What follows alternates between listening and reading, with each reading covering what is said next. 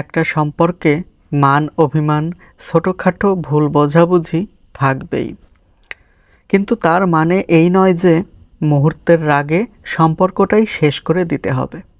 ভালোবাসা মানে শুধু একসাথে থাকা নয়, একে অপরকে বোঝা, ভুল শুধরে নেওয়া আর সম্পর্কটা আগলে রাখা। আজ যে কারণে দূরত্ব তৈরি হয়েছে, একই সমস্যার মুখোমুখি হতে পারে অন্য যে কোনো সম্পর্কও। তাই বারবার নতুন মানুষের কাছে ছুটে না গিয়ে একজনের সাথেই সব ঝড় পেরিয়ে এগিয়ে চলাই ভালোবাসার প্রকৃত রূপ। সম্পর্ক টিকে থাকে যত্নে, ধৈর্যে আর পারস্পরিক বোঝাপড়ায়। যদি একজন অভিমান করে, তবে আরেকজনকে কাছে টানতে হয়। যদি ভুল বোঝাবুঝি হয়, তবে দুজনকেই মন খুলে কথা বলতে হয়।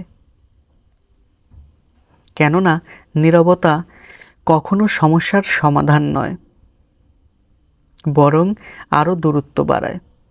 যে সম্পর্ক টিকে রাখতে দুজনই চেষ্টা করে, সেই সম্পর্ক কখনো ভাঙে না।